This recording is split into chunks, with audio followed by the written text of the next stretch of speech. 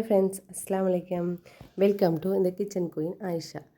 நம்ம இன்றைக்கி என்ன செய்ய போகிறோன்னா குல்ஃபி. அடிக்கிற வெயிலில் செம்ம டேஸ்டான ஈஸியாக எப்படி செய்யுதுன்னு பார்க்கலாம் வாங்க.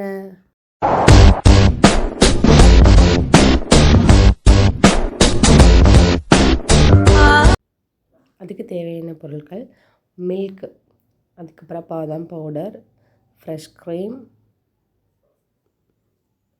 நட்ஸு, தேவையான அளவுக்கு நட்ஸு, என்ன நட்ஸ் இருக்கோ அதை யூஸ் பண்ணிக்கலாம். அதுக்கப்புறம் பால் பவுடர், மில்க் மேட், சுகர் வந்து உங்களுக்கு எவ்வளோ தேவையோ அவ்வளோ போட்டுக்கலாம். இப்போ ஃபஸ்ட்டு அடுப்பு ஆன் பண்ணி கடாயை போட்டுடலாம்.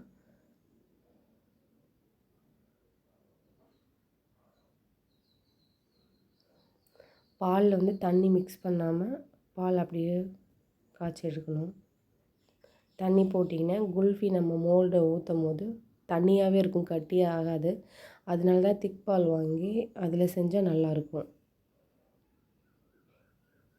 இது ஃபுல்லாக நல்லா காய்ச்சி கொஞ்சம் சுண்டுற பதத்தில் வரும்போது நம்ம இன்க்ரீடியன்ஸ் போட்டுக்கலாம். இப்போ பால் நல்லா சுண்டிடுச்சு. இப்போ வந்து சுகர் நம்ம ஆட் பண்ணிக்கலாம். சுகர் வந்து நான் 1/2 லிட்டர் பால் எடுத்திருக்கேன். ஸோ நான் 1/4 கப்பு சுகர் போடுறேன். ஏன்னா நம்ம சேர்க்க போகிற எல்லா ஐட்டமுமே சுகர் இருக்கும். பாதாம் பவுடரில் சுகர் இருக்கும், மில்க் மேட் போடுறோம் அதுலேயுமே சுகர் இருக்கும். ஸோ அதனால் சுகர் வந்து நம்ம பாலில் மிக்ஸ் பண்ணும்போது கம்மியாகவே ஆட் பண்ணிக்கலாம். அதுக்கப்புறம் பால் பவுடர். ஏன் இது நம்ம போடுறோன்னா ரொம்ப திக்னஸ் கொடுக்கும், அதுக்காக இந்த பால் பவுடர் நம்ம மிக்ஸ் பண்ணுறோம். எல்லாம் நல்லா மிக்ஸ் பண்ணிக்கோங்க. ஏன்னா லாஸ்ட்டில் வந்து கட்டி ஆகிடும். அதை நல்லா கை விடாமல் கிண்டிகிட்டே இருக்கணும். இப்போ நம்ம பாதாம் பவுட்ரு போட்டுக்கலாம். பாதாம் பவுடருமே நம்ம ஃபுல்லாக போட்டுறக்கூடாது, கொஞ்சம் கொஞ்சமாக போட்டு கிண்டி விட்டுட்டே இருக்கணும், இல்லைன்னா அடி பிடிச்சிரும். கிண்டிகிட்டே இருங்க. கொஞ்சம் கொஞ்சமாக சேர்த்து நம்ம வந்துட்டு மிக்ஸ் பண்ணணும்.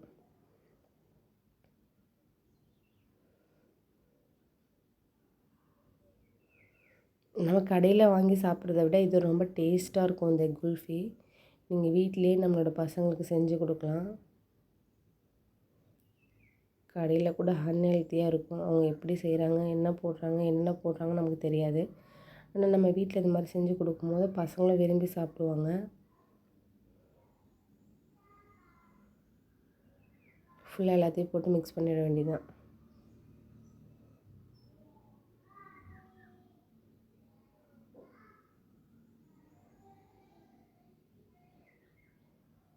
இது ஃபுல்லாக அடி பிடிக்காமல் கிண்டிகிட்டே இருக்கணும்.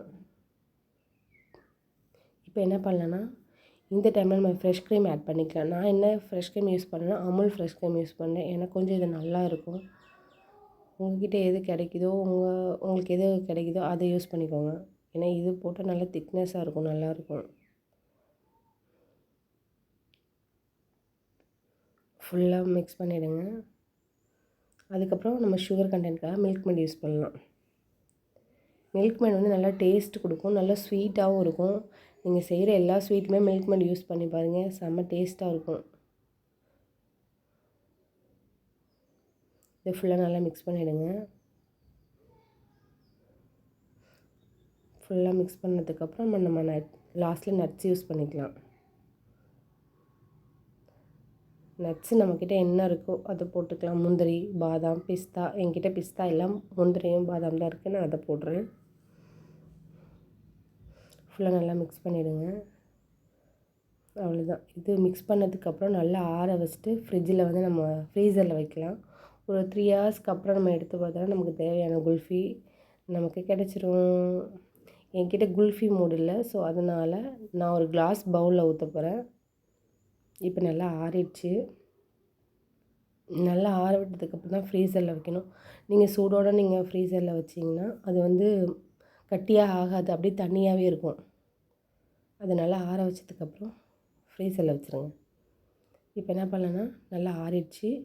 நான் ஐஸ் க்யூப் மோடில் இருக்கையா அதில் நான் ஊற்றி வைக்கிறேன். ஏன்னா பசங்க வந்து ஐஸ் க்யூப் மோடில் ஊற்ற சொன்னாங்க. ஸோ நான் அதனால் அதில் ஊற்றுறேன். என்கிட்ட குல்ஃபி மோட் இல்லை. இப்போ பவுலில் வந்து போட்டு ஊற்றிடலாம் எல்லாத்தையும். ஃபுல்லாக ஊற்றியாச்சு, பவுல்லையும் ஊற்றியாச்சு, ஐஸ் க்யூப்லேயும் ஊற்றியாச்சு.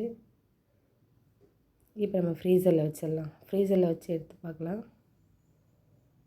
இப்போ 3 ஹார்ஸ்க்கு அப்புறம் குல்ஃபி ரெடி ஆயிடுச்சு. நம்ம வீட்டிலே இது ஈஸியாக செய்யக்கூடியது தான். கடையில் வாங்குறத அவாய்ட் பண்ணிட்டு வீட்டிலே பசங்களுக்கு செஞ்சு கொடுங்க. டேஸ்ட்டாகவும் இருக்கும், ஹைஜீனிக்காகவும் இருக்கும், நம்ம எல்லாருமே சாப்பிடக்கூடியதாகவும் இருக்கும். இந்த வீடியோ உங்களுக்கு பிடிச்சிருந்தா லைக் பண்ணுங்கள், ஷேர் பண்ணுங்கள், சப்ஸ்கிரைப் பண்ணுங்கள், மறக்காமல் கமெண்ட் பண்ணுங்கள்.